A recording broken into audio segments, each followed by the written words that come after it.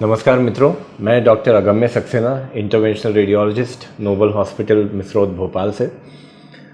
आज हम जिस एक और इंटरवेंशनल रेडियोलॉजिकल तकनीक पर चर्चा करेंगे वो बहुत ही ख़ास है, हमारे महिला वर्ग के लिए ख़ास है, क्योंकि ये महिलाओं की ही बीमारी है, बच्चेदानी की बीमारी है। बहुत कॉमन बीमारी है, बहुत ही आसपास आप या तो आपके घर में ही या आपके आस पड़ोस में ही किसी कोई एक महिला आपको मिल जाएंगी जो इस बीमारी से बहुत परेशान होंगी। इनफैक्ट एक रिसर्च में ये आया है कि एक उम्र के बाद करीब 40 से 45% भारतीय महिलाओं को फाइब्रॉइड यानी कि बच्चेदानी की गठान, जिसको हम आम भाषा में बच्चेदानी की रसौली भी बोलते हैं, ये बीमारी उनको हो जाती है और इससे वो काफ़ी परेशान रहती हैं। परेशानियाँ क्या क्या हो सकती हैं? बच्चेदानी की गठान से आपको माहवारी के समय अतिरिक्त रक्तस्राव हो सकता है, ज़्यादा खून बह सकता है, जिसकी वजह से आपको ब्लड लॉस हो सकता है, एनीमिया हो सकता है, खून की कमी हो सकती है, चक्कर आ सकते हैं, कमज़ोरी हो सकती है। बच्चेदानी की गठान अगर साइज़ में थोड़ी सी भी बड़ी हो जाए तो वह आसपास के जो हमारे अंग हैं उन पर वज़न डाल सकता है, जैसे कि पेशाब की थैली, जिससे बार बार पेशाब आना या कई बार पेशाब रुक जाना। जो मल द्वार है उस पर ज़ोर पड़ने की वजह से मल त्याग करने में उन महिलाओं को दिक्कत हो सकती है। ऐसे ही लो बैक एक यानी नीचे कमर में दर्द लंबे समय तक रह सकता है।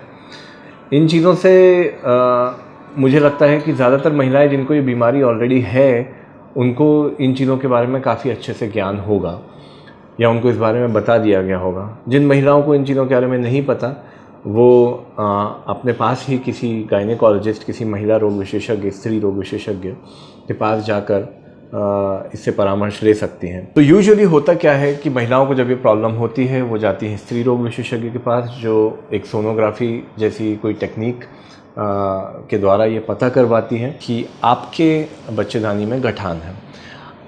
अब आगे सवाल ये उठता है कि इस गठान को हमको मैनेज कैसे करना है। जो दशकों से बल्कि सदियों से जो इलाज चला आ रहा है वो ये है कि बच्चेदानी का ऑपरेशन हमको कर देना चाहिए। बच्चेदानी का ऑपरेशन दो तरह से हो सकता है, जिसको हम मायोमेक्टमी कहते हैं, मतलब बच्चेदानी का कुछ हिस्सा निकाल के हमने ऑपरेशन करके फेंक दिया जहाँ पे हमको रसौली की समस्या थी।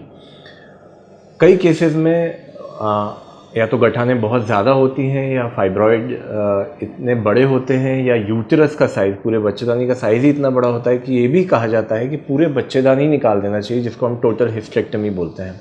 लेकिन इसके साथ कुछ समस्याएं निहित हैं।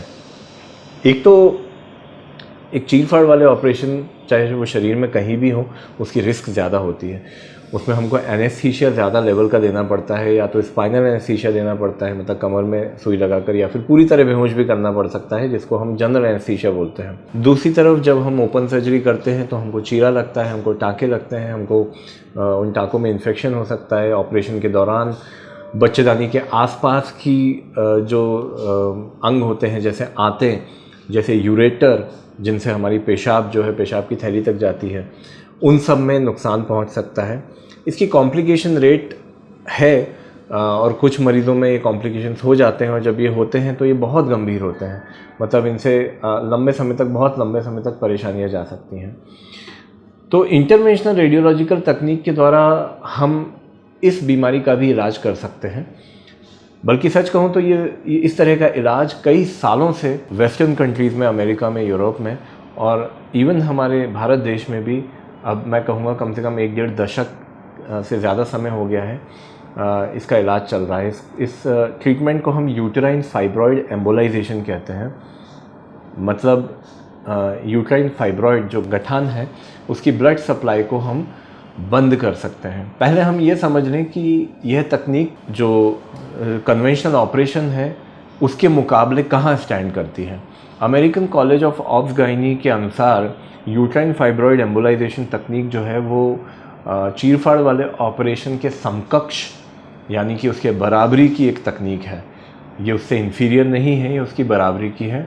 और उनके अनुसार हर महिला को यह ऑप्शन दिया जाना चाहिए कि बच्चेदानी की गठान को से डील करने का एक तरीका यह भी है, ना कि सिर्फ ऑपरेशन हमेशा। और ये महिला का स्वतंत्र अधिकार है, ये उस पेशेंट का स्वतंत्र अधिकार है कि वो इस पर निर्णय ले सके कि हमको आगे इसमें एम्बोलाइजेशन की तरफ जाना है या ओपन सर्जरी की तरफ जाना है। ख़ास बात इस तकनीक की ये है कि इसमें अगेन किसी भी एंजियोग्राफी टेक्निक की तरह इसमें एक सुई लगती है, बेहोश करने की ज़रूरत नहीं पड़ती, स्पाइनल एनेस्थीसिया देने की भी ज़रूरत नहीं पड़ती। केवल हम जांघ में जहाँ एक जगह सुई लगाते हैं वहाँ पर सुन्न करके हम एक सुई के द्वारा आपकी दोनों साइड की बच्चेदानी की जो ब्लड सप्लाई है, यूट्राइन आर्टरीज़ हैं, उनके अंदर एक महीन सा तार ले जाकर उन गठानों की ब्लड सप्लाई को बंद कर देते हैं।